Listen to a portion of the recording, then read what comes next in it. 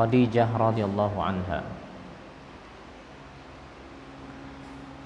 Yang sekarang kita akan menyebutkan satu persatu hal-hal yang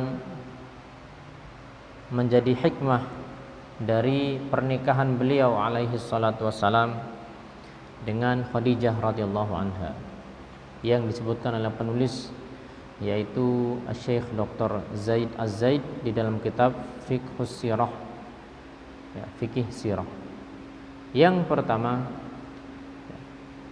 setelah kita menyebutkan tentang keutamaan Khadijah dan bahwasanya beliau radhiyallahu anha adalah sebaik-baik wanita, dan beliau adalah istri yang paling dicintai oleh Rasulullah sallallahu alaihi wasallam bahkan sepeninggal beliau, sehingga membuat istri beliau yang lain, Aisyah radhiyallahu anha, sampai cemburu. Bahkan tidak sampai di situ, Allah mengucapkan salam kepada beliau radhiyallahu anha dan menitipkan salam tersebut melalui malaikat Jibril alaihi salam. Maka di antara hikmah yang disebutkan oleh penulis di sini adalah bagaimana hendaknya seorang muslimah khususnya dan para wali dari muslimah pada umumnya, hendaknya mereka bersikap ta'anni atau bersikap berhati-hati, bersikap berhati-hati di dalam memilih pasangan hidup ataupun memilihkan pasangan hidup. Sebagaimana Khadijah radhiyallahu anha, di mana beliau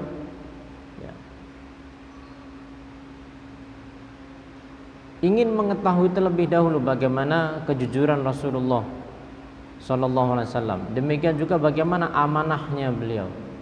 Maka beliau mengadakan suatu usaha sebagai bentuk untuk mengetahui sejauh mana amanahnya Nabi dan kejujuran Nabi. Dengan apa? Dengan dititipkan atau dititipi barang dagangan. Dititipi barang dagangan untuk kemudian diperdagangkan oleh Rasulullah SAW. Dan Khadijah tidak sampai di situ. Khadijah menitipkan atau mengutus salah seorang pembantunya yang bernama Maisarah untuk memeriksa dan melihat. Dan ternyata Nabi Sallallahu Alaihi Wasallam demikian dan demikian, dengan sifat yang disebutkan oleh Maisarah, bahwasanya beliau adalah orang yang jujur, amanah dan seterusnya. Maka pelajarannya untuk kaum muslimah, hendaknya seorang muslimah tidak cepat untuk terbaper-baper, tidak cepat untuk kemudian mudah kecantol hatinya hanya dengan sebab hal-hal yang sifatnya fisik. Demikian juga para wali, hendaknya mereka meneliti dan memeriksa siapa yang hendak mereka nikahkan dengan putri atau saudari mereka. Dan safar, sebagaimana namanya, safar adalah salah satu metode untuk mengetahui aslinya orang itu seperti apa. Safar itu adalah salah satu metode untuk membuka jati diri seseorang. Sebagaimana suatu ketika seseorang berkata kepada Umar, ketika Umar bertanya kepada seseorang, siapa yang akan memberikan rekomendasi bagimu? Maka berkatalah orang yang lain, saya merekomendasikan si fulan. Maka ditanya balik oleh Umar, apakah engkau pernah bersafar bersamanya? Belum. Apakah engkau pernah berinteraksi, berbisnis, berinteraksi keuangan dengannya, dinar dirham? Belum. Kalau begitu demi Allah kamu tuh belum kenal.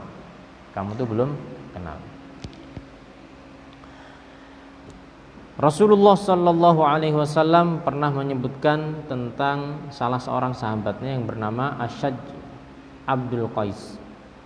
Beliau memuji sahabatnya ini, bahwasanya sahabatnya memiliki dua sifat yang Allah cintai. Inna fika khaslataini yuhibbuhumallahu, sesungguhnya pada dirimu itu ada sifat atau dua sifat yang Allah cintai. Apa? Pertama al-hilmu, yang kedua al-anah. Al-hilmu itu maksudnya ya, tidak tergesa-gesa, tidak reaktif, tidak gerasa gerusu. Nah, kira-kira seperti itu. Al-anah itu artinya teliti dan berhati-hati. Jadi dua sifat yang Allah cintai diantaranya apa? Tidak gerasa gerusu, tidak seradak serduk, ya, tidak reaktif ya kalau bahasa kita, tidak reaktif, dan al-anah yaitu teliti dan seksama, ya. Teliti dan seksama. Dan demikianlah yang dicontohkan oleh para ulama kita. Para ulama kita ketika mereka berdakwah, mereka mempraktekkan sikap ini sebagaimana yang disebutkan dari kisah yang dinukilkan dari Al-Imam Muhammad bin Abdul Wahhab. Ketika beliau mendapati manusia itu bertawaf.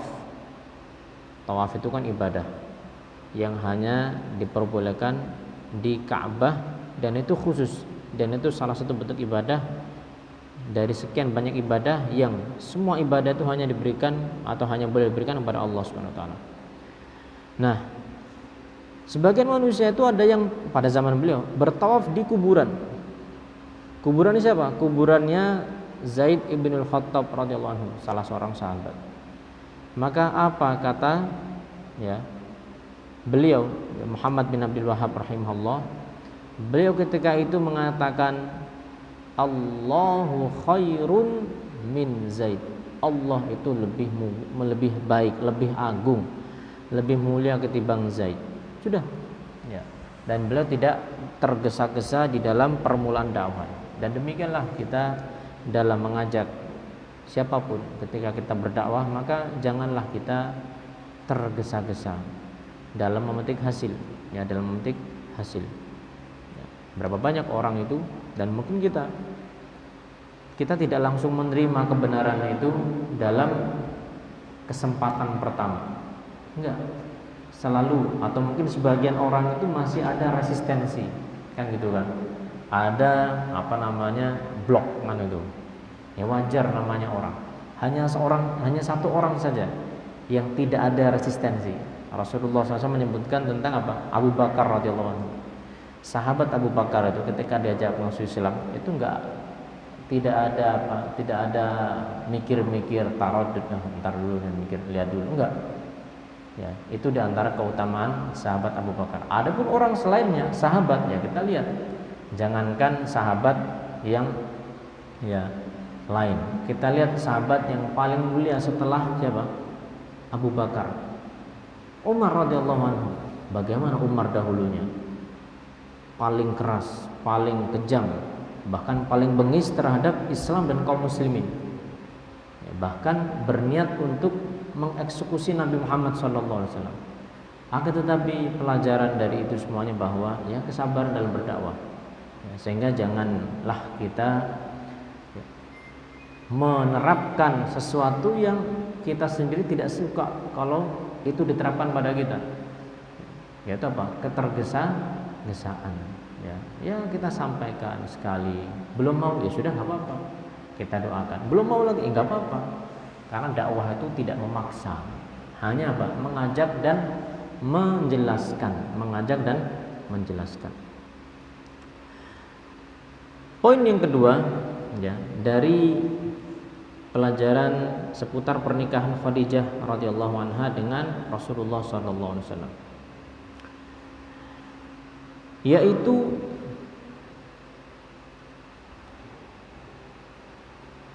menawarkan atau bolehnya seorang wanita ataupun wali dari muslimah itu menawarkan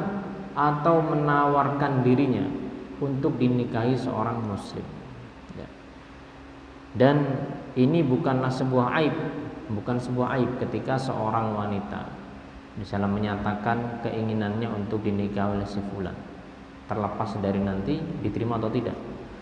Atau misalnya wali mencarikan, menjodoh-jodohkan, kamu mau nggak sama misalnya saudari saya, kamu mau nggak sama misalnya anak saya atau misalnya. Ini bukanlah hal yang aib. Sebagaimana yang dilakukan sebagian para sahabat, misalnya Umar radhiyallahu anhu ketika beliau ingin mencarikan suami untuk putrinya, yaitu Hafsah radhiyallahu anha. Demikian juga Nabi Musa alaihi salam ketika calon mertuanya ini melihat, wah ini orang ini kuat dan orang ini amanah. Kuatnya apa? Ya terbukti bagaimana Nabi Musa alaihissalam bisa mengambilkan air untuk ternak yang ketika itu manusia itu berdesak-desakan. Nabi Musa itu kuat dan amanah. Kenapa?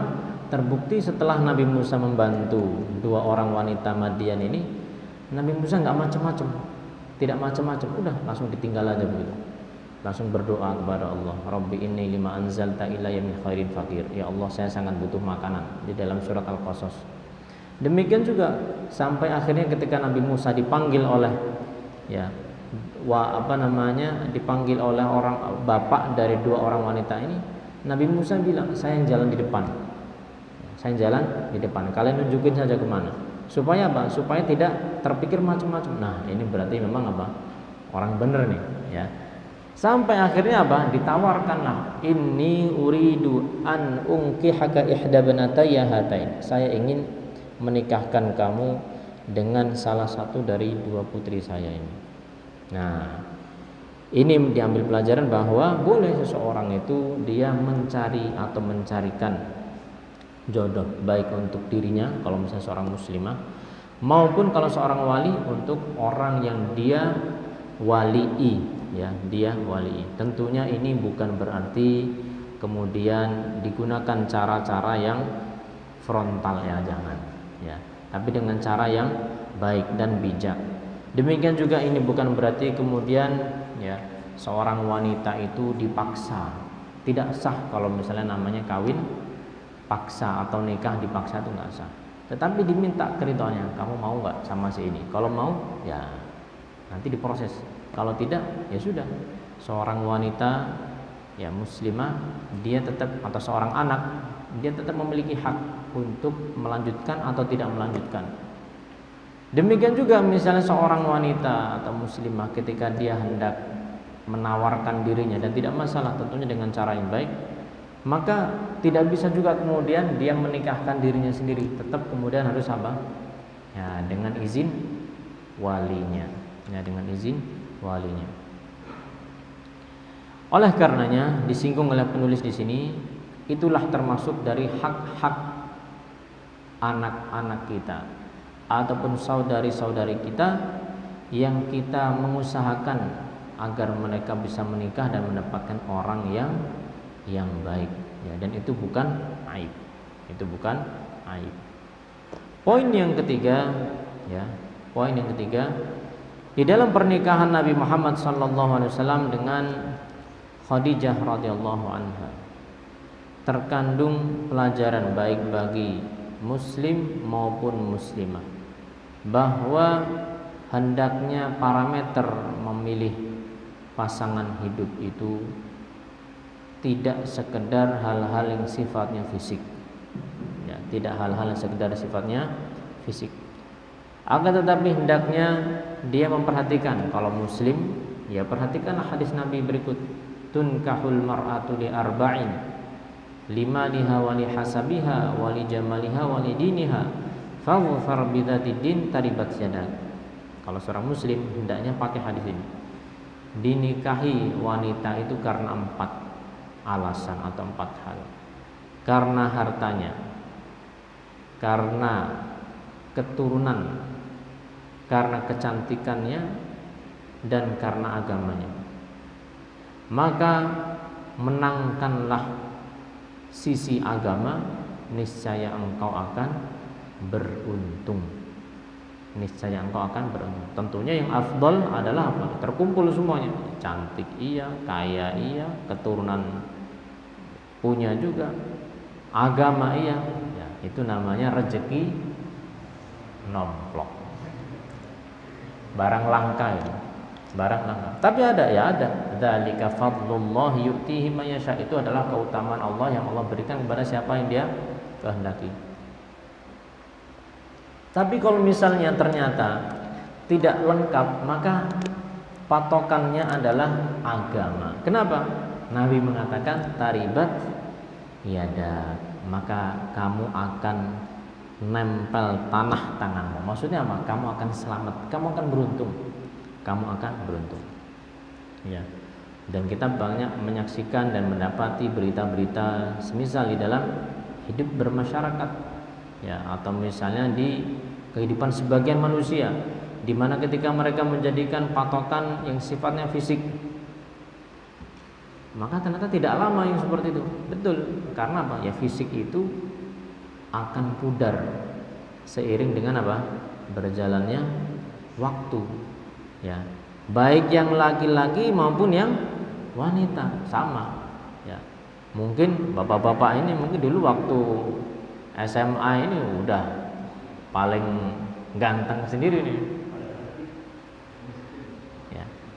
Tetapi apa? Ya lambat laun lambat tua mulai banyak keriput ya kan. Nah, itulah sunnatullah dalam hidup dan kehidupan. Poin yang kalau wanita, ya kalau hadis tadi apa laki-laki. Kalau wanita bagaimana?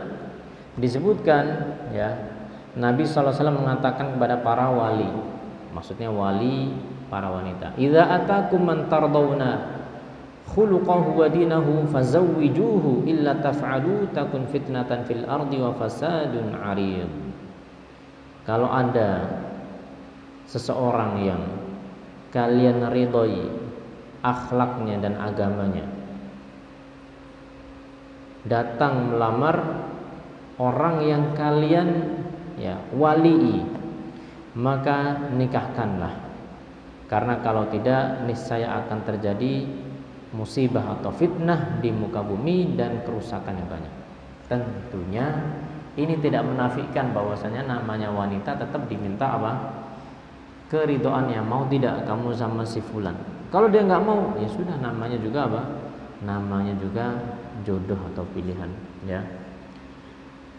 Nah, kalau laki-laki maka tauladan mereka adalah Rasulullah sallallahu alaihi wasallam. Adapun kaum wanita maka tauladan mereka adalah Khadijah radhiyallahu anha dalam memilih pasangan hidup.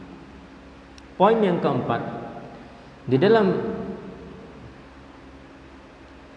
peristiwa pernikahan Nabi Muhammad sallallahu alaihi wasallam itu kita akan mendapati bahwa nantinya Khadijah itu ya, adalah seorang yang berperan di dalam kehidupan Rasulullah SAW, tidak sekedar sebagai seorang istri, tetapi beliau juga mendukung, mengayomi, mensupport dakwah bagi suaminya. Ya, sebagaimana nanti ketika Nabi Muhammad SAW awal kali pertama mendapatkan wahyu di Gua Hira, kedatangan malaikat Jibril, nggak pernah lihat sebelumnya, disuruh baca nggak bisa baca, kan Nabi kan nggak bisa baca, dikekep gitu, didekep sampai nggak bisa nafas, terus begitu sampai 3 kali. Kemudian apa? Diberikan wahyu Iqra bismi rabbikal ladzi khalaq, Al-Alaq 1-5. Maka Nabi pun pulang dalam keadaan mau ketakutan. Ya, Nabi manusia ketakutan sampai pulang oleh beliau radhiyallahu anha. Ya, Nabi diselimuti, karena Nabi minta zammiluni, selimuti saya. Nah, di sini nanti akan kita lihat, ya, nanti akan diulang kisahnya. Bagaimana Khadijah itu berperan sebagai seorang wanita yang bijak dan pandai dalam mengayomi suaminya dan mendukung dakwahnya. Apa kata Khadijah? Kalla wallahi la yukhzikallahu abadan. Demi Allah, Allah tidak akan mencelakakan orang seperti Anda, enggak. Ya. Dan disebutkan Anda itu orangnya suka membantu orang yang susah, memuliakan tamu, ya. Anda membela orang-orang yang lemah, dan disebutkan hal-hal yang lain. Jadi bukan malah menjadi duri dalam daging, duri dalam daging, menggunting dalam lipatan, mendepak teman seiring. Bukan. Sebagaimana yang ada pada istrinya siapa? Nabi Lut alaihissalam, istrinya Nabi Nuh alaihissalam. Ya. Kalau istri Nabi Lut dan istri Nabi Nuh alaihissalam, nah itu tadi pepatahnya, menjadi duri dalam daging. Ya. Ketika mereka malah justru menghalang-halangi dakwah dan ikut berperan serta bersama kaumnya untuk memadamkan cahaya Allah Subhanahu wa taala. Itulah wanita yang Allah Subhanahu wa taala jadikan sebagai apa? Sebagai permisalan. Suami istri, kalau suaminya mukmin, istrinya kafir, itu suami nggak bisa tolong istri, ya. Dan sebaliknya, suaminya kafir, istrinya mukmin. Contohnya siapa? Fir'aun. Ya, di surat At-Tahrim itu, ya, Allah jadikan permisalan. Suaminya mukmin, nabi, nggak cuma mukmin, levelnya sudah nabi, ulul azmi lagi, Nabi Nuh alaihissalam. Istrinya kafir, nah ini nggak bisa bermanfaat sama sekali. Dan sebaliknya, suaminya kafir, istrinya mukmin. Fir'aun, istrinya Asiyah radhiyallahu anha, wanita di antara wanita-wanita yang terbaik. Oh, bayangkan, Fir'aun, ahli neraka, bahkan ya, yang mengaku Tuhan, punya istri seperti apa? Wanita di antara wanita-wanita yang sempurna di dunia. Tidak akan bermanfaat, ya. Maka dari itu, ya, pesannya bagi kita semuanya, ayo kita ajak diri kita dan kita ajak keluarga kita, istri kita, anak-anak kita. Kita sampaikan, Dek kalau manggilnya Dek, atau Dinda kalau manggilnya Adinda. Wah, itu dulu. Sekarang manggilnya udah nama. Apalagi sudah punya anak, manggilnya apa? Bu. Jadi kita sampaikan bahwasanya kita ini nggak memiliki apa-apa di hadapan Allah. Kita cuma bisa apa? Mengajak, ayo sama-sama kita masuk surga. Gimana? Ya kita bergandengan tangan di dunia ini, bahu membahu, ta'awun 'alal birri wat taqwa, saling bertolong-menolong dalam kebaikan dan ketakwaan. Supaya apa? Supaya bisa masuk surga semuanya, masuk surga bareng. Karena kalau tidak begitu, ya, maka kematian itu akan menjadi pemisah, ya, pemisah selamanya. Inilah diantara bentuk bagaimana Khadijah itu bersikap kepada Nabi Muhammad SAW. Oleh karenanya tidak heran ketika Nabi itu begitu terkesan dengan Khadijah radhiyallahu anha. Sampai-sampai Aisyah radhiyallahu anha, ya, itu cemburu sekali kepada Khadijah. Padahal Aisyah itu tidak pernah bertemu dengan Khadijah, tidak pernah bertemu. Khadijah radhiyallahu anha menikah dengan Nabi umur 40 tahun. Nabi umur 25, ya kan? Mereka berumah tangga 25 tahun. Ya, Khadijah wafat. Berarti Khadijah meninggal ketika Nabi umur berapa? 50 tahun. Tahun ke-10 kenabian.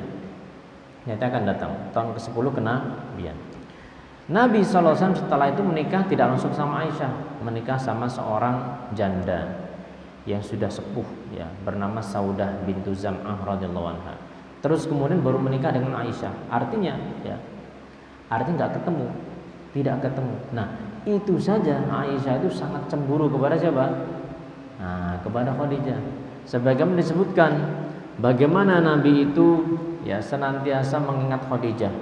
Sampai-sampai kalau punya makanan, punya menyembelih kambing, selalu dibagikan kepada Khadijah atau keluarganya.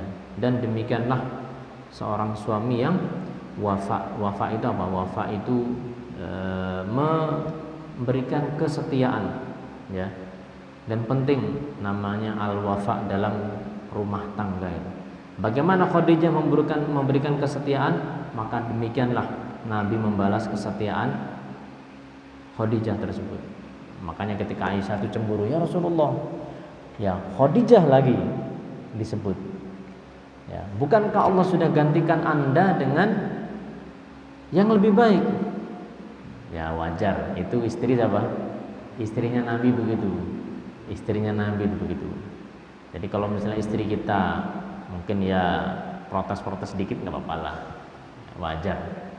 Maka apa kata Nabi? Nabi mengingatkan, ya Khadijah itu dulu dia beriman kepada saya ketika manusia semuanya kafir, nggak mau beriman. Dia membantu dengan hartanya ketika orang nggak mau bantu. Itulah Khadijah. Dan darinya saya punya anak. Nabi punya anak semuanya dari siapa? Khadijah. Semua istri Nabi nggak ada yang punya anak. Ya, Nabi tidak memiliki anak dari istri-istri beliau yang lain, kecuali Khadijah radhiyallahu anha. Nah, itulah di antara keutamaan Khadijah, ya, keutamaan Khadijah yang tidak bisa disalib sama yang lain. Maka ya sikap wafa di dalam rumah tangga ini hendaknya marilah kita latih. Bagaimana seorang istri misalnya, dia memberikan atau berusaha memberikan ketenangan kepada suaminya ketika pulang masuk, ya, habis dari bekerja atau habis dari pergi dari mencari nafkah, dan itu termasuk jihad fisabilillah. Hendaknya dia apa? Memberikan sambutan yang hangat, yang baik, bukan malah kemudian apa? Memberikan hal-hal yang ya sudah pusing di luar, masuk rumah tambah pusing kan itu. Jangan, ya, justru malah berusaha untuk memberikan hal-hal yang meringankan. Kalau bisa masuk rumah itu malah urusan kantor atau urusan pekerjaan itu apa? Udah dilupakan. Bukan malah berpikir sebaliknya. Kayaknya besok mau ngantor lagi. Besok hari Minggu, mantap, nggak apa-apa daripada di rumah pusing. Demikian juga untuk para suami, hendaknya mereka bersikap wafa terhadap para istri. Dalam bentuk apa? Dalam bentuk menunaikan hak-hak istri mereka. Semisal mahar, ya mahar itu apa? Mahar itu sesuatu yang merupakan hak istri, yang itu harus dibayar, nggak harus lunas. Makanya kalau pernikahan kan kadang apa? Misalnya apa? Dengan disebutkan maharnya kan? Dengan mahar sekian dibayar lunas atau kontan. Ya, boleh nggak dibayar nggak lunas? Boleh, dibayar entar, boleh. Tapi apa? Itu jadi utang. Dan utang itu harus dibayar. Nggak boleh kemudian apa? Ya, maunya enaknya saja. Maunya mengambil hak tapi tidak mau ini kewajiban. Sudah ada? Belum kan? Oh, error. Wah, kaget saya. Oh, iya, insyaallah, Pak. Afan. Ya. Tidak terkecuali dalam masalah apa? Masalah kesepakatan. Ya, kesepakatan. Contoh, kalau misalnya sebelum nikah nih ada kesepakatan antara seorang laki-laki dengan wanita. Bang, misalnya saya mau, ya, kamu nikahin, cuman ada syaratnya nih Bang. Atau walinya bilang, saya mau menikahkan kamu dengan anak saya, tapi ada syaratnya. Oh, syaratnya apa Pak? Syaratnya kamu jangan bawa anak saya pergi keluar Pulau Jawa. Atau misalnya jangan kamu bawa pergi keluar Indonesia. Dan itu syarat yang boleh seperti itu. Itu tidak merusak inti pernikahan. Maka seorang suami wajib ketika sudah saya terima syaratnya, ketika dia menikah dia harus ingat itu, bahwasanya dulu pernah ada kesepakatan saya, ya, nikah sama anaknya bapak ini atau nikah sama fulanah ini, saya tidak boleh bawa anak atau istri saya ini keluar dari Indonesia. Kalau sudah kesepakatan is kesepakatan. Tidak terkecuali apa? Misalnya masalah yang sensitif. Saya mau kamu nikahi, misalnya akhwatnya ini bilang, contohnya. Nah, ini di sini nggak ada akhwat, tapi mungkin yang online ngeliatin. Oh, ini bisa. Saya mau kamu nikahi, tapi saya tidak mau kamu poligami. Boleh nggak seperti itu? Boleh. Dan ketika seorang suami atau calon suami dia sepakat, ya saya siap, maka dia harus jalankan. Loh, bukannya itu mengharamkan apa yang dihalalkan? Enggak. boleh seperti itu. Yang penting apa? Sepakat. Karena apa? Karena itu tidak merusak inti pernikahan. Kalau yang merusak inti pernikahan gini syaratnya, ya, saya mau kamu nikahi tapi saya nggak mau kamu deketin. Nah ini repot ini. Ya, saya mau kamu nikahi tapi saya tidak mau ya berhubungan sama kamu. Nah ini repot, nggak bisa kayak gini. Tapi kalau saya mau kamu nikahi tapi saya nggak mau kamu poligami. Saya mau kamu nikahi tapi saya mau agar kamu masih mengizinkan saya untuk kuliah. Atau misalnya saya ingin menuntaskan pekerjaan saya atau yang lainnya, dan itu kesepakatan yang tidak terlarang, maka wajib untuk dipenuhi, ya, wajib untuk dipenuhi. Maka di sini diingatkan atau dikutip fatwa dari Syekh Muhammad bin Shalih Al-Utsaimin, hendaknya kita jangan jadi orang yang curang, baik laki-laki maupun wanita, khususnya para laki-laki. Sebagaimana Allah berfirman, wailul lil mutaffifin, celakalah orang-orang yang curang. Siapa orang-orang yang curang itu? Alladzina idza iktalu 'alan nasi yastawfun, yaitu orang yang apabila mereka menimbang menimbang untuk mereka sendiri, mereka yastawfun, minta disempurnakan. Hak saya jangan dikurangi. Wa idza kaluhum aw wazanuhum yukhsirun, tapi ketika mereka menunaikan hak orang lain, mereka kurang-kurangan.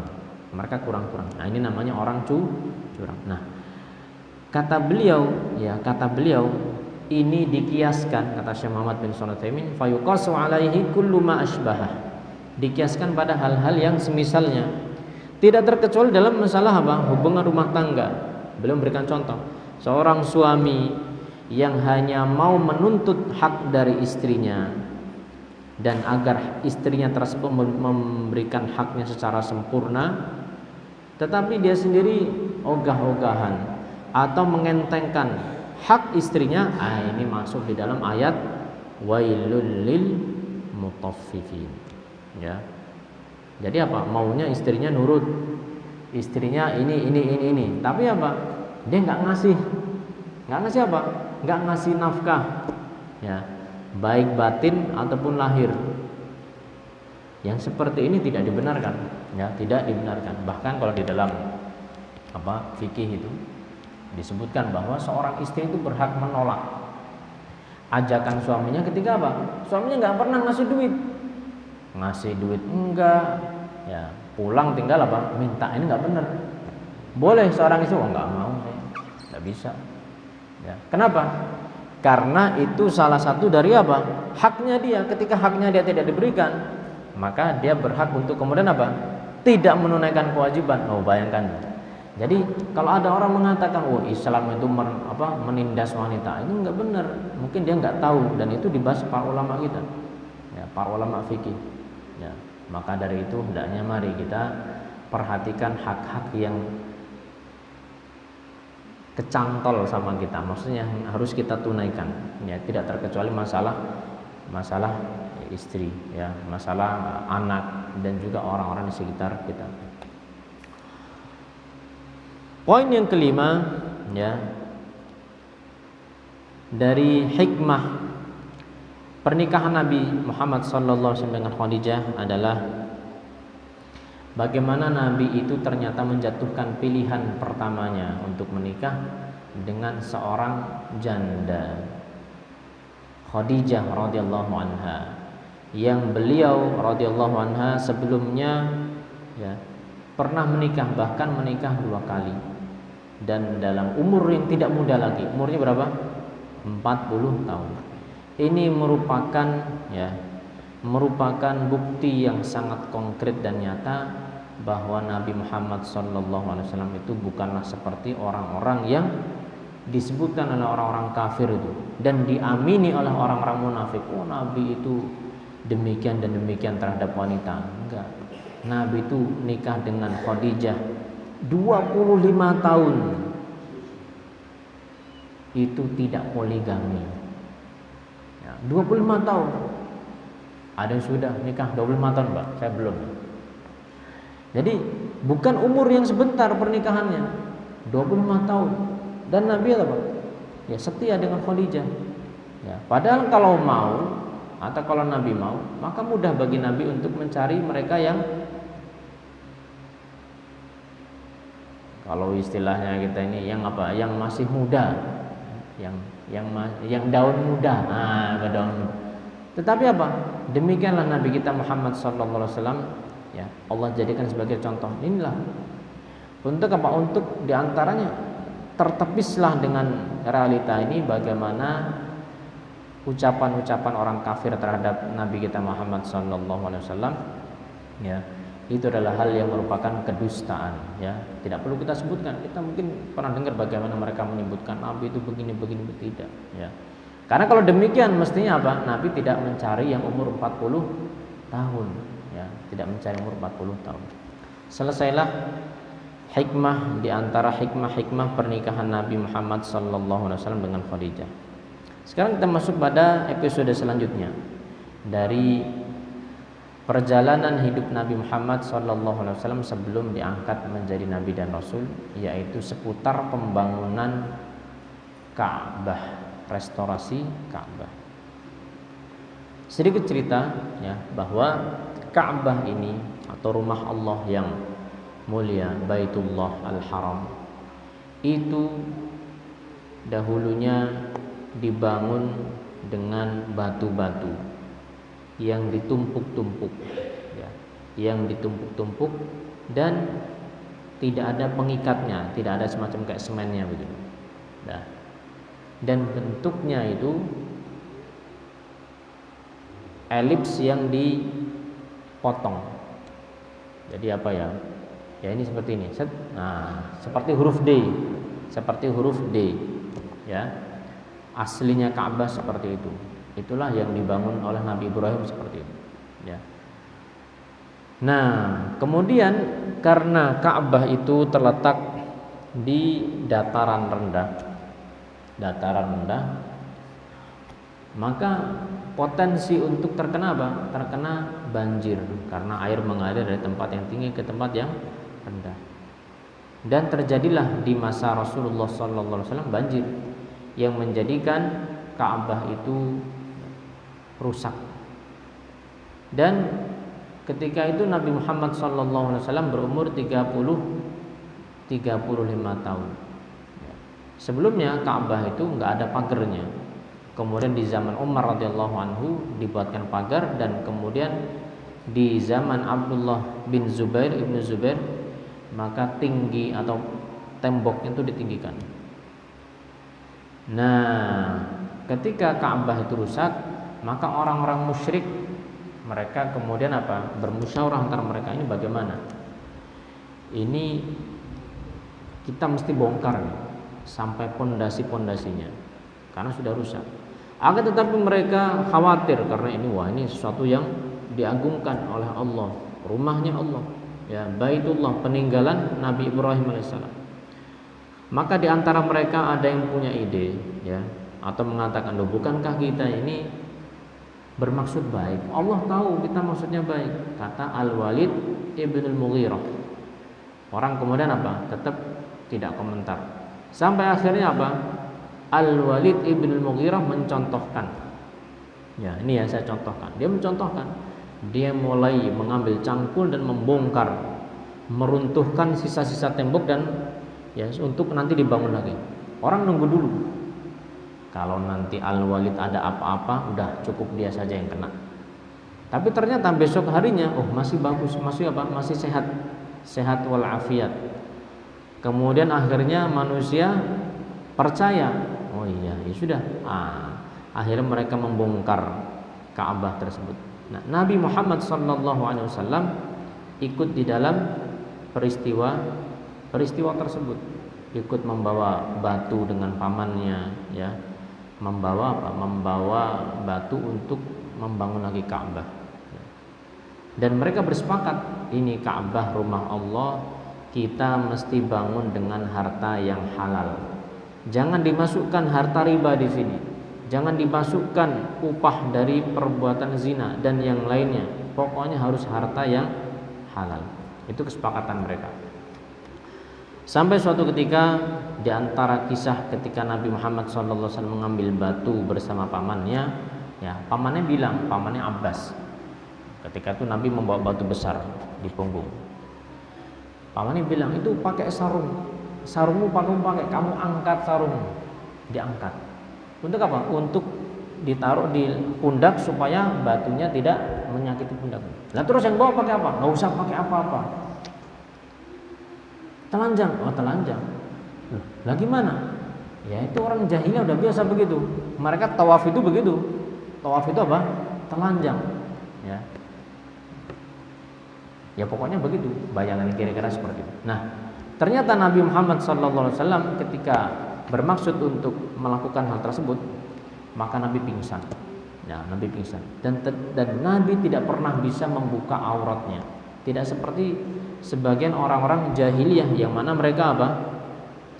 Biasa itu bertawaf itu telanjang itu biasa. Itulah adat istiadat mereka. Nah, ketika sudah selesai pembangunan Ka'bah dan selesainya itu ternyata kurang modal.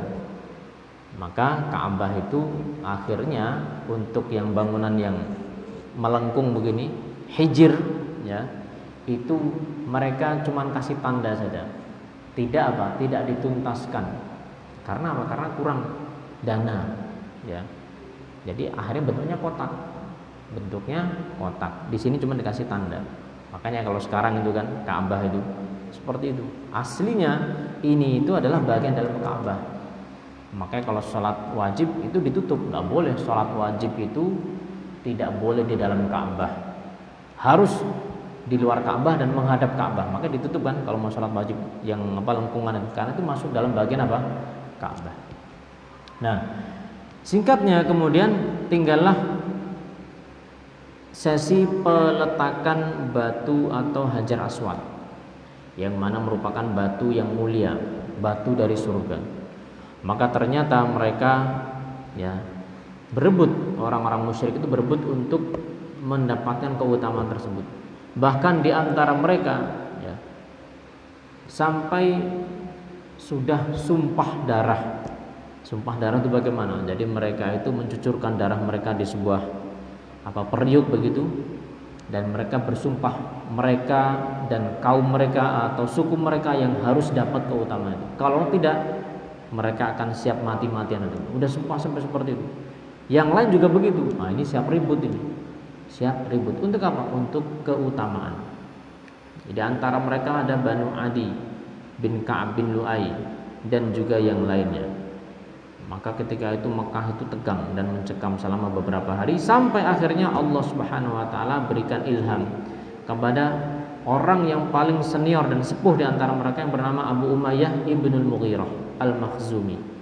Wahai orang Quraisy, katanya, sekarang begini saja, kita jadikan orang yang pertama kali masuk Ka'bah besok ini, dialah yang akan memberikan keputusan ya, atas apa yang kita ributkan ini.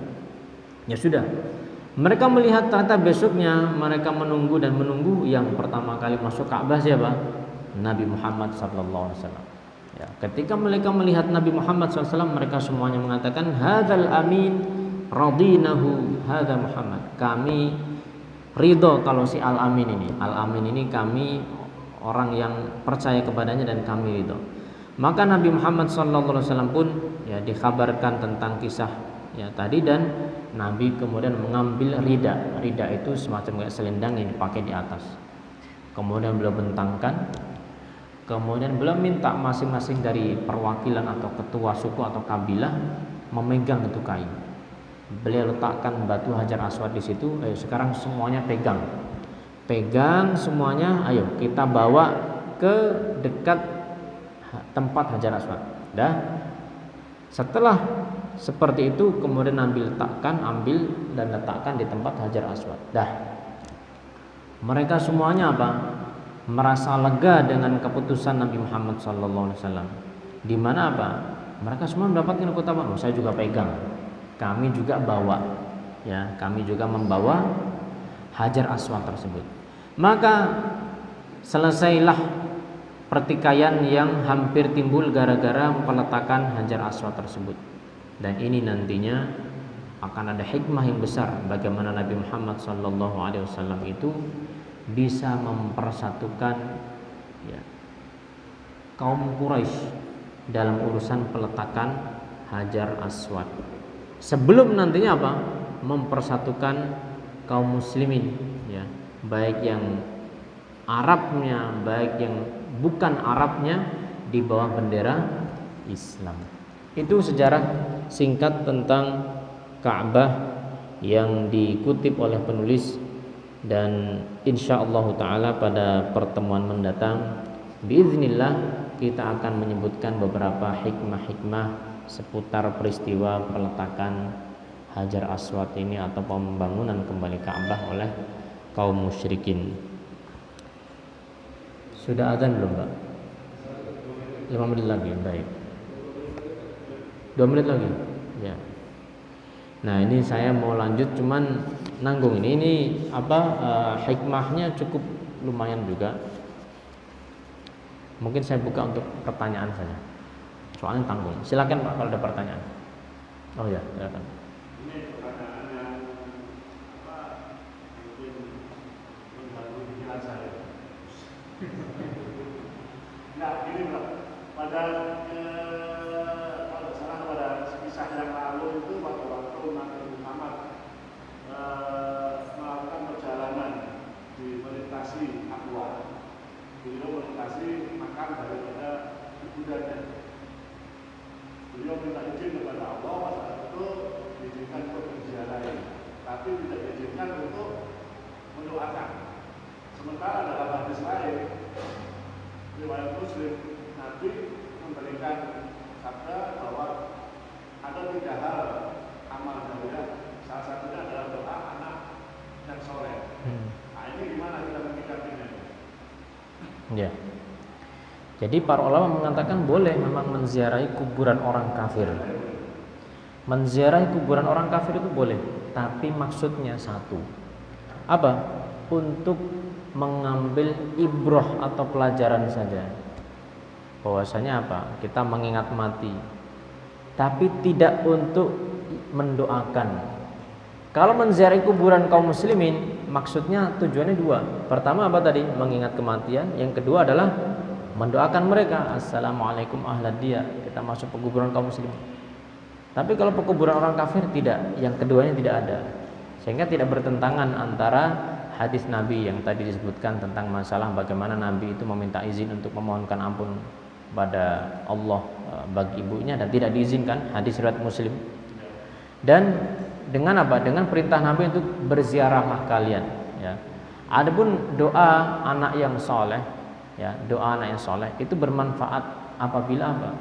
Yang didoai ini atau yang dimintakan ya, baik ampunan atau rahmat itu adalah muslim atau muslimah.